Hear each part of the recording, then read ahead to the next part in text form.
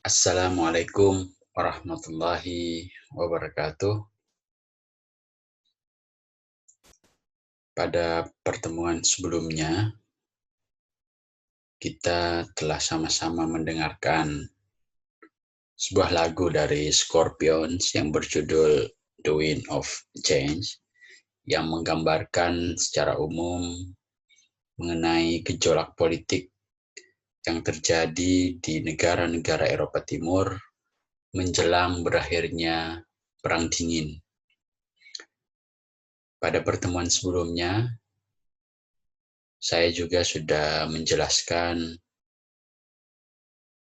bagaimana signifikansi kajian demokrasi dan civil society yang kemudian menjadikan mata kuliah ini penting dalam diskursus kajian hubungan internasional. Nah, teman-teman, kali ini kita akan membahas mengenai time horizon of demokrasi, lintasan waktu demokrasi dari masa ke masa. Perjalanan historis demokrasi dari era klasik sampai pada era modern. Mungkin penjelasan saya akan sedikit lama, karena itu silahkan siapkan camilan teman-teman dan mohon dapat disimak dengan baik penjelasan saya.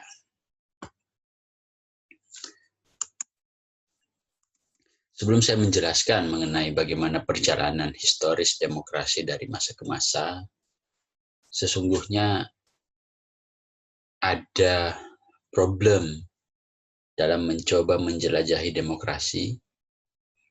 Setidaknya ada dua problem. Problem pertama adalah bagaimana mendefinisikan demokrasi, dan problem kedua adalah kapan dan di mana kita harus memulai ketika melacak akar historis dari demokrasi. Nah, pertama, apa itu demokrasi? Ketika pertanyaan ini ditanyakan kepada mahasiswa, maka saya yakin dan percaya, dan berdasarkan pengalaman saya selama beberapa tahun mengajukan pertanyaan ini kepada mahasiswa, maka jawaban mahasiswa sebagian besar atau bahkan semua, demokrasi adalah pemerintahan dari rakyat, oleh rakyat, dan untuk rakyat. Nah, itu adalah definisi yang sangat sederhana dari demokrasi yang dipahami dan diadopsi oleh banyak orang. Itu adalah pernyataan dari mantan Presiden Amerika Serikat, Abraham Lincoln. Tetapi tentu dalam kajian demokrasi, atau secara khusus dalam mata kuliah ini, mendefinisikan dan memahami demokrasi tidaklah sederhana mengatakan bahwa demokrasi adalah pemerintahan dari rakyat, oleh rakyat, dan untuk rakyat. Tidaklah sesederhana memilah kata demokrasi, bahwa demokrasi berasal dari dua kata, yaitu demos yang berarti rakyat dan kratos atau kratein yang berarti pemerintahan. Karena itu demokrasi adalah pemerintahan dari rakyat, oleh rakyat, untuk rakyat. Tentu tidaklah sesederhana itu, karena ketika demokrasi didefinisikan bahwa demokrasi adalah pemerintahan dari rakyat, oleh rakyat, dan untuk rakyat, maka seketika akan muncul pertanyaan lanjutan. Pemerintahan dari rakyat, rakyat yang mana yang memerintah? Bagaimana cara rakyat mengambil alih pemerintahan? Pemerintahan oleh rakyat yang mana? Apakah seluruh rakyat memerintah? Atau apakah sebagian rakyat yang diwakili kemudian memerintah? Atau seperti apa? Untuk rakyat yang mana pemerintahan itu? Benarkah untuk semua rakyat? Atau untuk sekelompok rakyat saja? Atau seperti apa? Dan ada banyak pertanyaan-pertanyaan lanjutan ketika demokrasi hanya didefinisikan sesederhana itu. Lalu bagaimana atau apa definisi dari demokrasi? Tentu ini adalah problem yang saya sampaikan di awal tadi. Karena tidak mudah mendefinisikan demokrasi. Setiap ilmuwan atau pengkaji demokrasi mendefinisikan demokrasi secara beragam.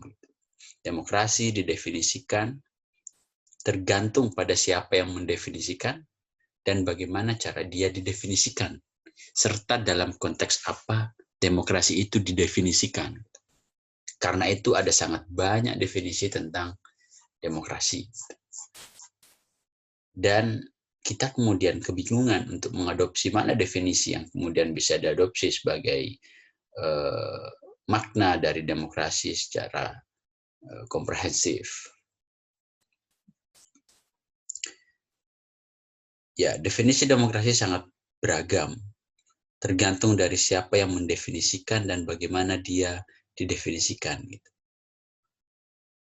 Bahkan dalam satu negara saja, mendefinisikan demokrasi beragam tergantung pada pemerintahan yang mendefinisikan demokrasi itu. Dalam konteks Indonesia misalnya, perjalanan bangsa Indonesia sejak merdeka tahun 1945 sampai sekarang, kita mengalami banyak eksperimen demokrasi yang didefinisikan secara berbeda oleh pemerintahan atau oleh rezim yang berbeda pula.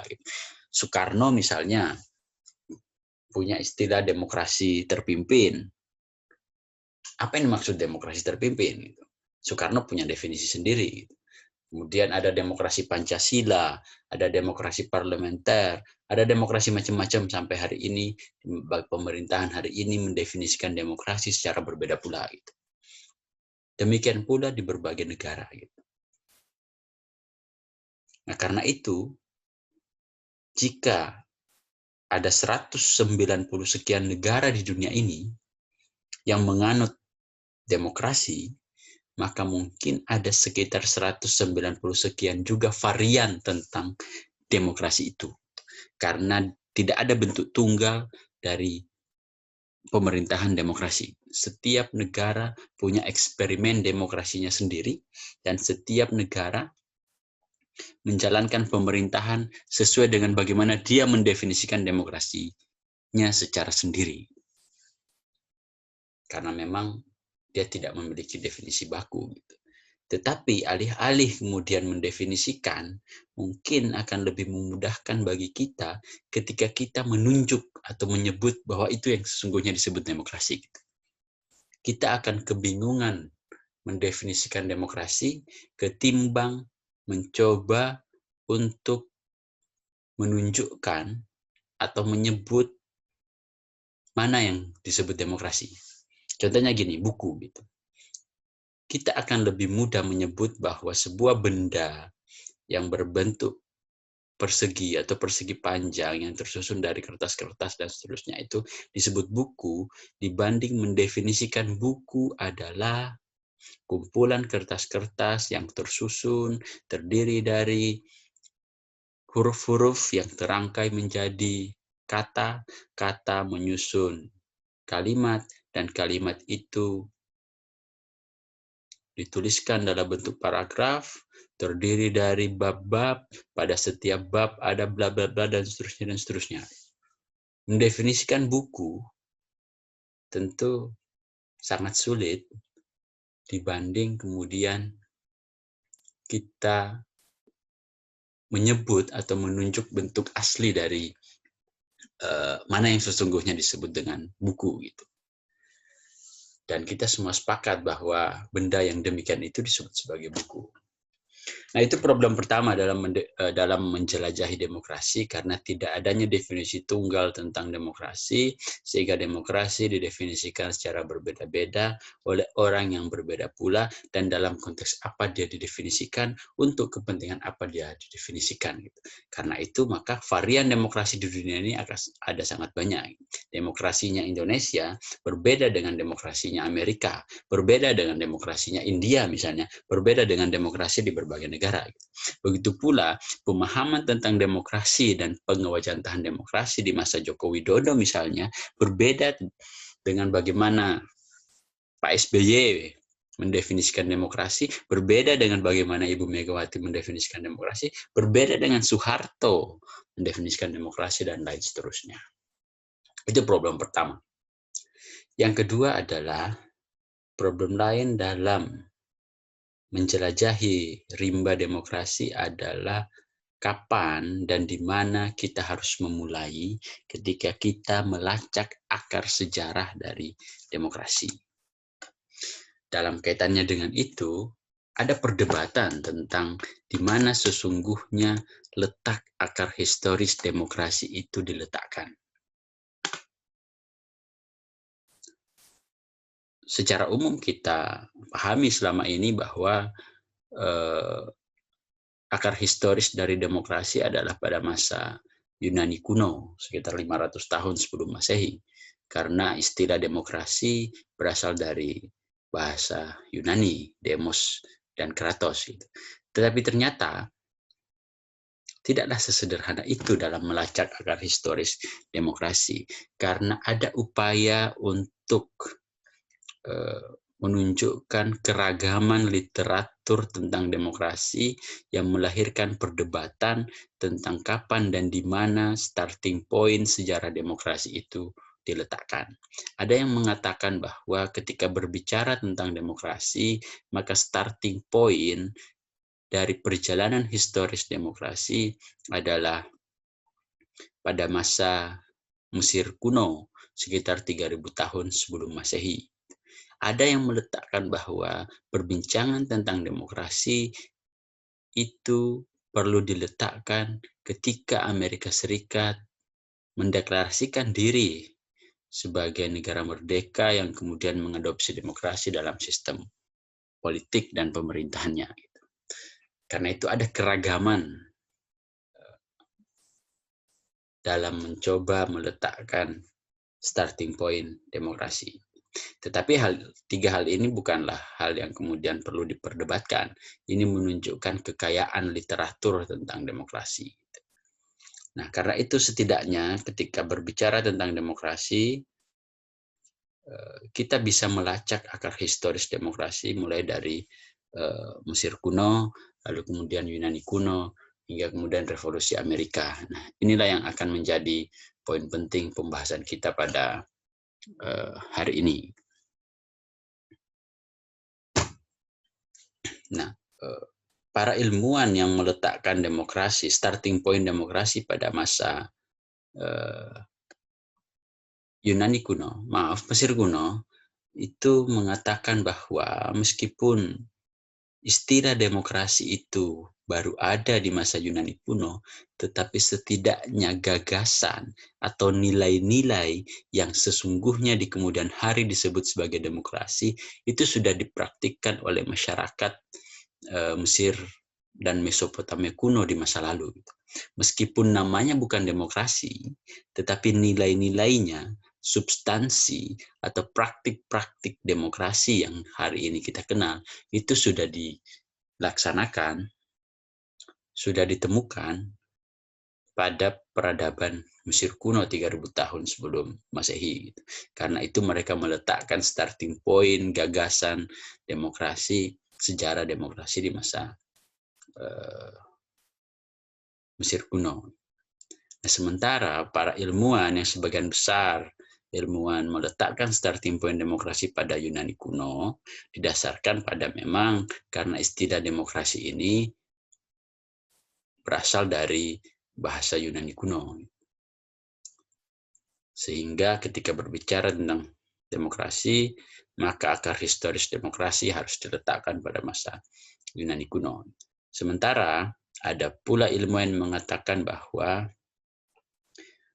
starting point demokrasi adalah ketika Amerika Serikat, ketika revolusi Amerika Serikat tahun 1776 kemudian menjadikan Amerika Serikat menjadi negara merdeka yang menjadikan demokrasi sebagai bentuk pemerintahan sekaligus menempatkan Amerika sebagai pionir atau negara pertama yang mengadopsi demokrasi dalam sistem politik dan pemerintahannya. Karena itu sejarah demokrasi perlu diletakkan di situ, di masa Revolusi Amerika. Jadi, saya ulangi secara umum bahwa ilmuwan-ilmuwan yang meletakkan demokrasi pada masa Mesir kuno mengatakan bahwa meskipun belum ada istilah demokrasi pada masa itu, tetapi gagasan atau nilai-nilai yang disebut dengan demokrasi hari ini itu sudah terpraktikkan dengan sangat baik oleh masyarakat Mesir kuno. Sementara ketika demokrasi diletakkan starting point-nya pada masa Yunani kuno, dasarnya adalah karena istilah demokrasi memang lahir, tumbuh, dan berkembang di masa Yunani. Sementara ketika ilmuwan meletakkan starting point demokrasi pada masa revolusi Amerika, dasarnya adalah karena Amerika adalah negara pertama yang mengadopsi demokrasi dalam sistem politik dan pemerintahannya. Oke, saya akan memulai dengan menjelaskan bagaimana instrumen, eksperimen, atau praktik-praktik nilai-nilai demokrasi yang dilakukan oleh masyarakat Mesir kuno sekitar 3000 tahun sebelum Masehi. Adalah seorang Yves Mail yang menulis di jurnal internasional, mohon nanti dicek, saya lupa nama jurnalnya. Judulnya Demokrasi Before Demokrasi. Yves Mail melakukan kajian arkeopolitik, kajian arkeologi politik, lalu kemudian menulis yang diberi judul Demokrasi Before Demokrasi. Ismail mengatakan bahwa nilai-nilai demokrasi itu sudah ada, sudah dipraktikkan pada masa Mesir dan Mesopotamia kuno. Gitu. Meskipun namanya bukan demokrasi, meskipun belum ada secara literal konsep yang disebut dengan demokrasi, tapi nilai-nilainya sudah muncul dan dipraktikkan di masa itu. Karena itu, dia menyebut demokrasi before demokrasi. Bahwa nilai-nilai demokrasi itu sudah ada sebelum istilah demokrasi itu lahir di Yunani kuno. Beberapa bukti yang berusaha ditunjukkan oleh Ismail adalah bahwa orang Mesir dan Mesopotamia kuno di masa lalu itu sudah membentuk dewan kota dan majelis yang bahkan disebut jauh lebih demokratis daripada polis di Yunani. Nanti saya jelaskan kenapa disebut jauh lebih demokratis. Sudah ada dewan kota, sudah ada majelis yang kemudian memungkinkan rakyat untuk menyampaikan aspirasinya. Dan ada lembaga yang menampung aspirasi itu untuk kemudian diproses sebagai sebuah kebijakan. Nah, hal ini menunjukkan ada delegasi. Meskipun tanpa pemilu, tapi melalui dewan kota ataupun majelis, itu menunjukkan ada delegasi, ada perwakilan orang-orang yang diberikan kepercayaan untuk duduk di dewan kota atau majelis, meskipun pemilihan mereka bukan melalui pemilu, tetapi setidaknya eksperimen pertama bagaimana nilai demokrasi itu tercermin di masa Mesir kuno dan Mesopotamia kuno adalah dengan hadirnya dewan dan majelis itu. Sehingga kebebasan berpendapat dilindungi. Dan dewan kota ataupun majelis itu sudah beranggotakan perempuan. Sesuatu yang tidak pernah ditemukan di masa Yunani kuno.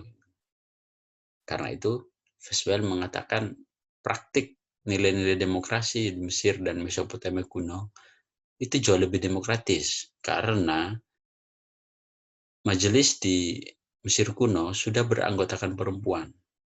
Ada assembly of women. Sementara di Yunani, perempuan tidak diberikan hak untuk terlibat pada politik dan pemerintahan.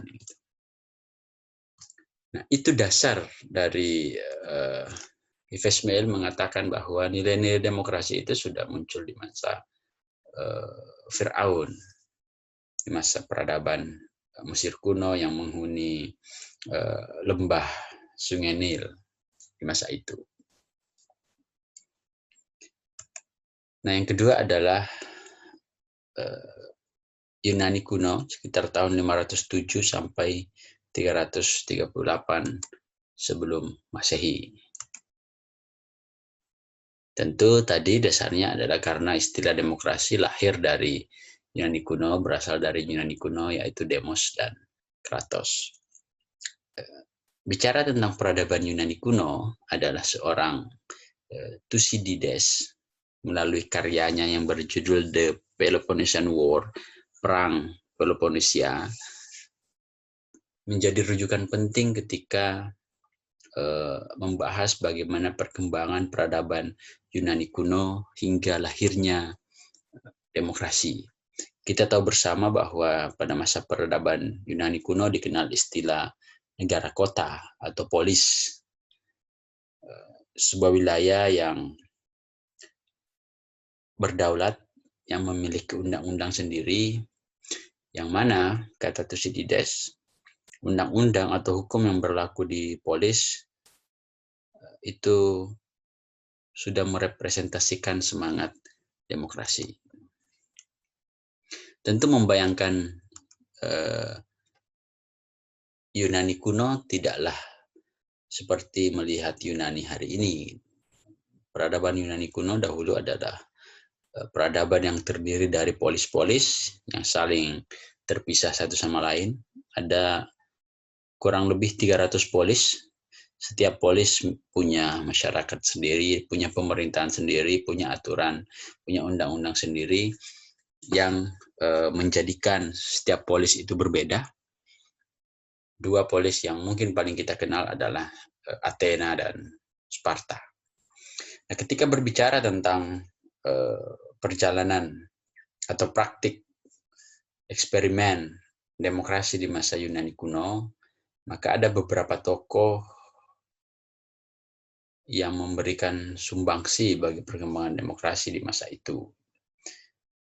Ada Solon, Pisistratus, Callisthenes, Ephialtes, dan Pericles. Ini adalah gambarnya Solon. Nah, apa yang dilakukan oleh Solon? Solon sebagai pemimpin di masa itu, di polis, pemimpin Athena, ketika memerintah mencoba mengadakan pembaruan di bidang ekonomi, yaitu dengan membebaskan para buruh, para budak dari kewajiban membayar upeti. Kita tahu kalau kita menonton film-film tentang kerajaan di masa lalu, itu kan orang-orang rakyat jelata secara periodik ditarik upeti oleh penguasa. Nah, Solon mengadakan pembaruan reformasi di bidang ekonomi dengan membebaskan rakyat dari kewajiban membayar upeti kepada raja, kepada penguasa. Kemudian dia melakukan reformasi di bidang birokrasi, di mana sebelumnya orang-orang yang memiliki jabatan di pemerintahan itu hanyalah orang-orang bangsawan. Kemudian direformasi oleh Solon. Selain itu reformasi di bidang hukum dengan misalnya mendirikan pengadilan rakyat atau dalam bahasa Yunani kuno disebut sebagai Helia. Ya, pengadilan rakyat, tempat di mana rakyat mengadu ketika memperoleh tindakan sewenang-wenang dari penguasa. Kemudian mendirikan Dewan 400. Disebut sebagai Dewan 400 karena terdiri dari 400 orang yang merupakan perwakilan dari 4 suku yang ada di masa itu. Dewan ini menjadi tempat rakyat kemudian menyampaikan aspirasinya. Nah, itu yang dilakukan oleh Solon yang kemudian memberikan sumbangan penting bagi perkembangan demokrasi di masa itu. Lalu setelah Solon digantikan oleh seorang penguasa yang bernama Pisistratus. Meskipun Pisistratus adalah orang yang tiran, tetapi dia tidak membekukan peranata demokrasi yang sudah ada, tidak merusak peranata demokrasi yang sudah dibangun oleh Solon melalui reformasi di bidang ekonomi, bidang birokrasi dan hukum tadi, tetapi dia melakukan pembaruan. Salah satu pembaruan yang dilakukan adalah dia menghubungkan wilayah pedalaman dengan kota, gitu. Membangun infrastruktur, fokusnya adalah membangun infrastruktur yang memungkinkan orang-orang di pedalaman punya akses ke kota, sehingga urusan ekonomi, politik, dan pemerintahan selama ini yang dikuasai oleh orang-orang yang berada di pusat polis, di pusat kota, itu juga bisa dimasuki oleh orang-orang pedalaman karena mereka punya akses. Selama ini mereka aksesnya terbatas karena tidak hanya infrastruktur yang memungkinkan mereka untuk terhubung dengan kehidupan ekonomi, kehidupan politik di pusat, di pusat polis.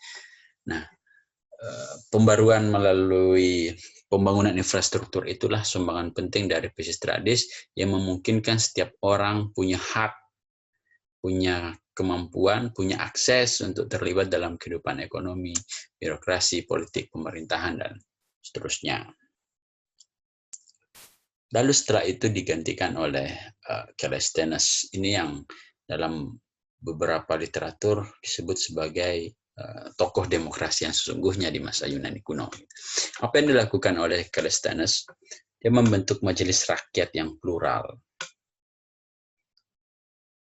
Kemudian membentuk Dewan 500. Kalau tadi Dewan 400 di masa Solon, maka diperbarui oleh Callisthenes menjadi Dewan 500, anggotanya 500. Nah, sebelum membentuk Dewan 500, Callisthenes mengubah struktur suku yang tadi saya katakan ada 4 suku, kemudian dipecah-pecah lagi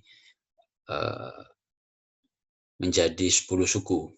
Suku yang saya maksud bukanlah suku seperti yang kita pahami dewasa ini ya, tetapi suku maksudnya adalah stratifikasi atau kelas-kelas dalam masyarakat. Kemudian menjadi 10, di mana setiap suku itu diwakili oleh 5 orang, sehingga 5 kali 10, 500. Itu yang menjadi perwakilan rakyat, tempat rakyat menyampaikan aspirasinya melalui dewan yang disebut dengan Dewan 500. Lalu juga Callisthenes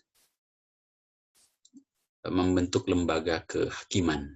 Nah, dari sini kita bisa melihat bagaimana eksperimen demokrasi awal di masa Yunani kuno. Ada majelis rakyat, kira-kira kalau di Indonesia mungkin MPR, sejenis MPR, kemudian ada Dewan 500, sejenis DPR, dan lembaga kehakiman, lembaga yudikatif. Nah, lalu setelah itu penguasa berikutnya atau tokoh penting berikutnya yang menjadi peletak fondasi bangunan demokrasi di masa Yunani kuno adalah Ephialtes dan Perikles. Mereka ini adik kakak ya, Ephialtes kakak, Perikles adiknya. Nah, dua saudara ini melakukan pembaruan, salah satunya dengan membentuk Dewan Orang Tua. Dewan Orang Tua ini namanya Dewan Orang Tua, bukan isinya orang tua gitu, tapi Dewan Orang Tua maksudnya adalah dewan yang diisi oleh para bangsawan yang diharapkan memberikan sumbangsi pemikiran ataupun kontribusi lain dalam kehidupan di polis. Lalu Ephialtes maupun Perikles mendorong partisipasi rakyat dalam pemerintahan, membuka ruang pada rakyat untuk terlibat dalam politik pemerintahan tanpa memandang statusnya sebagai bangsawan atau orang kaya atau bukan. Dan kemudian menetapkan undang-undang yang menjadi aturan dalam kehidupan berpolis. Nah, ada satu kutipan pernyataan yang sangat menarik dari Perikles. Jikalau seorang warga negara mendapatkan kedudukan penting, hal ini tidak disebabkan karena dia memiliki hak istimewa, tetapi semata-mata karena dimaksudkan sebagai penghargaan terhadap jasa-jasanya. Kemiskinan tidak akan menjadi penghalang karena setiap orang dapat berjasa terhadap negaranya bagaimanapun buruk keadaannya. Jadi kata Perikles, ketika seseorang mendapatkan kedudukan, itu bukan karena dia punya hak istimewa, gitu. Bukan karena dia bangsawan, gitu. Tetapi karena dia punya jasa-jasa yang besar terhadap negaranya, dan kedudukan yang dimiliki itu adalah penghargaan terhadap jasa-jasanya. Meskipun dia orang miskin, itu tidaklah menjadi penghalang. Karena bagi Perikles, setiap orang dapat berjasa bagi negaranya, seburuk apapun keadaannya. Pernyataan ini menurut saya sangat penting, sangat menarik untuk menunjukkan bahwa dalam praktik demokrasi, siapapun punya hak untuk terlibat dalam urusan politik pemerintahan tanpa memandang status ataupun tanpa memandang stratifikasi yang dimiliki oleh yang bersangkutan. Nah, itu 5 tokoh penting yang menjadi peletak dasar fondasi bangunan demokrasi di masa Yunani kuno. Kalau teman-teman bertanya kok tidak ada nama Plato, Aristoteles ataupun Socrates, ya karena Socrates, Plato ataupun Aristoteles bukanlah pemimpin, ya, bukanlah penguasa, bukanlah pemerintah, tapi dia adalah filsuf. Bahkan di masa setelah itu, Plato dan Aristoteles mengkritik praktik-praktik demokrasi di masa Yunani kuno. Hingga Plato kemudian mengatakan bahwa pemerintahan terbaik itu bukanlah demokrasi, tetapi dipimpin oleh filsuf. Lalu begitu pula Aristoteles yang mengatakan, yang mencoba mengkritik praktik demokrasi di masa itu karena lalu menawarkan pemerintahan yang menurutnya baik. Saya rasa teman-teman pernah membahas itu di pemikiran politik barat atau mungkin di pengantar ilmu politik atau yang lain. Nah, meskipun Yunani kuno punya kontribusi besar dalam meletakkan fondasi bangunan demokrasi di masa setelahnya, tetapi peradaban Yunani kuno dan praktik-praktik atau eksperimen demokrasi yang terimplementasikan di masa itu tidaklah terlepas dari kritik.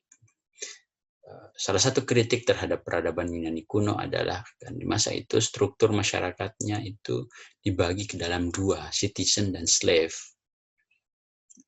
Citizen atau disebut juga dengan guardian dan slave. Kalau secara literal, slave ini budak, tetapi bukanlah budak dalam definisi terminologi budak yang sesungguhnya. Slave di sini termasuk perempuan, orang asing, ataupun budak itu sendiri. Gitu. Nah, di mana slave ini tidak memiliki hak dalam politik dan pemerintahan.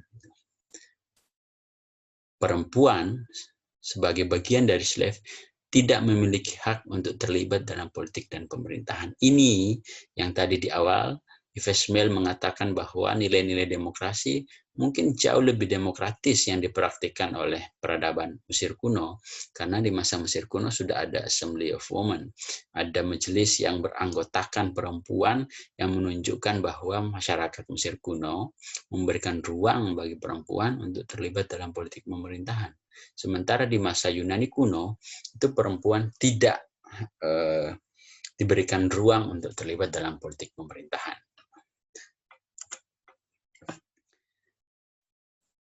Sayangnya kemudian cerita tentang peradaban Yunani kuno harus berakhir setelah ditaklukkan oleh Philip of Macedon dari Imperium Macedonia di masa itu dalam pertempuran yang berlangsung tahun 338 Masehi. Kolapsnya Yunani kuno praktis kemudian menjadikan praktik demokrasi berhenti di masa itu. Nah, sehingga kemudian dalam perjalanannya cerita-cerita tentang demokrasi itu berhenti di masa Yunani kuno. Nah, namun demikian, dalam perjalanan sejarah ada sebuah imperium besar yang pernah berjaya di bumi ini yang kita kenal dengan nama Imperium Romawi atau Romawi kuno. Nah, meskipun tidak banyak eksperimen demokrasi atau sumbangan demokrasi yang diberikan oleh Romawi kuno, tetapi peradaban Romawi kuno memberikan kontribusi penting terhadap bangunan demokrasi atau bentuk pemerintahan di masa setelahnya. Karena itu, sebelum bicara tentang bagaimana demokrasi pada masa revolusi Amerika tadi, pada timeline yang ketiga, maka kita akan melihat bagaimana kontribusi Romawi kuno terhadap fondasi demokrasi. Nah, seorang ilmuwan yang bernama Polybus atau Polybius menulis buku sebanyak 40 jilid yang diberi judul The Universal History, melacak dan mencatat bagaimana perkembangan eksperimen nilai-nilai demokrasi di masa Imperium Romawi kuno. Kontribusi penting peradaban Romawi kuno bagi bangunan demokrasi adalah istilah republik. Dan di masa itu Romawi menerapkan sistem pemerintahan republik yang berasal dari kata res dan publicius. Res kejadian atau peristiwa, publicius publik. Secara terminologi bisa dipahami bahwa republik adalah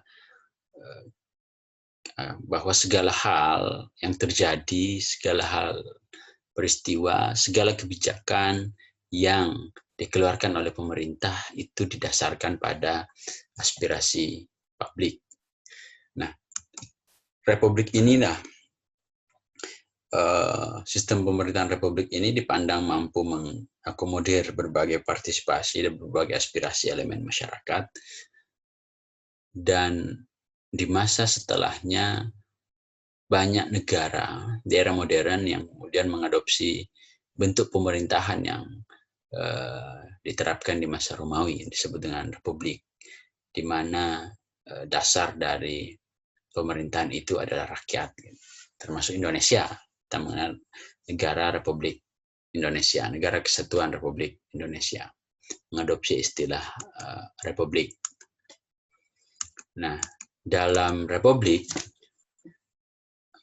pemerintahan di masa Romawi kuno itu dibagi menjadi 3. Ada yang disebut the konsul, wadah bagi golongan monarki, keluarga kerajaan, dan orang-orang yang dekat dengan kerajaan. Kemudian the tribunes, wadah bagi kaum aristokrat, dan majelis plebs, wadah bagi rakyat biasa.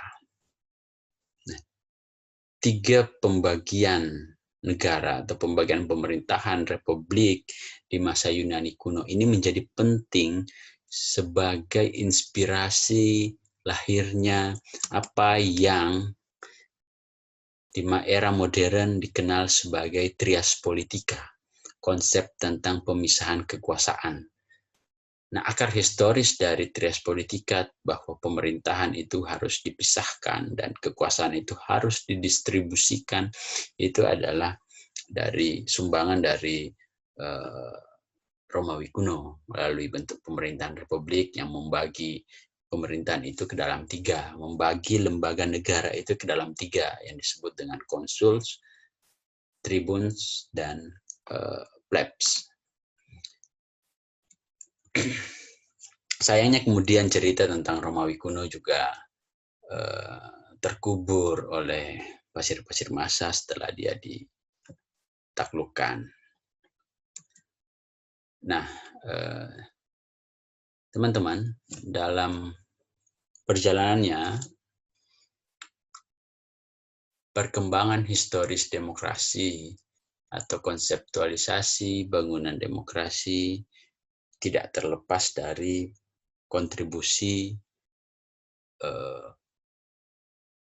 masyarakat Eropa, tidak terlepas dari kontribusi ilmuwan-ilmuwan abad pertengahan Eropa yang memberikan sumbangan penting bagi konseptualisasi demokrasi di era modern. Nah, karena itu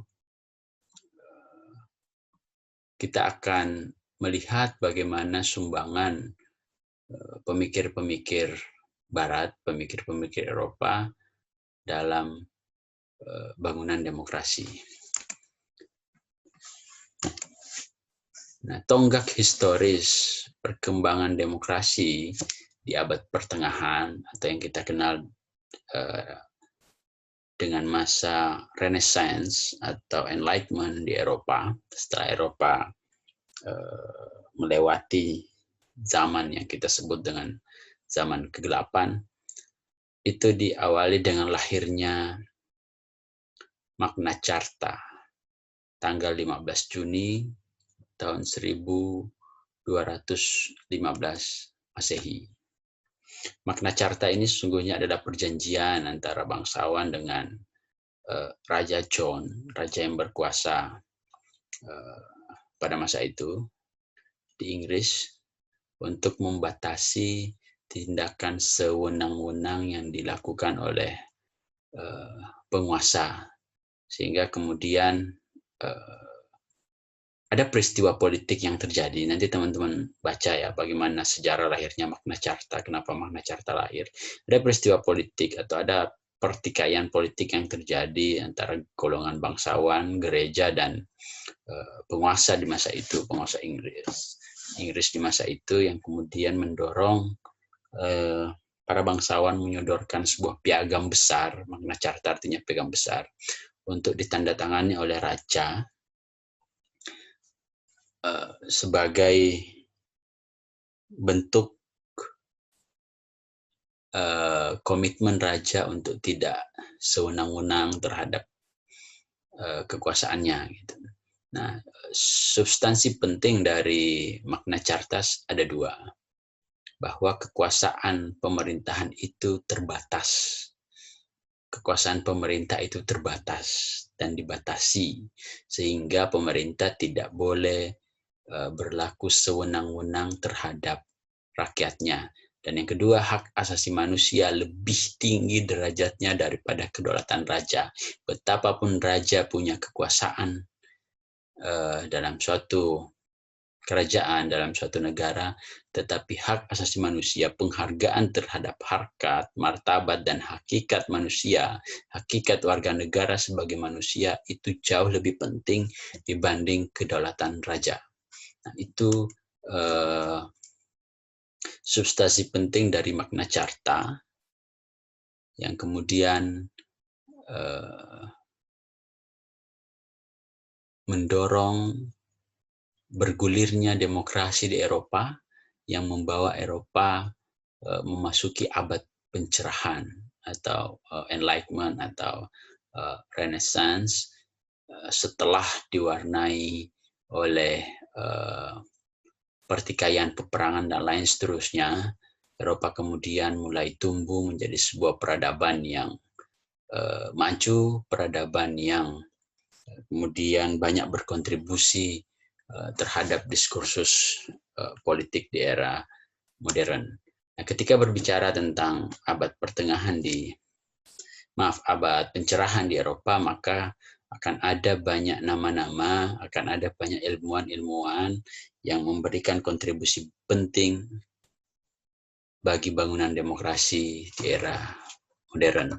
Nah, nama-nama itu akan saya lanjutkan dalam video berikutnya. Ya. Kita break dulu. Mungkin teman-teman mau istirahat sambil mencerna bagaimana penjelasan saya dari awal sampai poin abad pertengahan sampai poin Magna Carta ini. Oke, kita break, akan saya lanjutkan setelah kita break dan di video berikutnya. Terima kasih.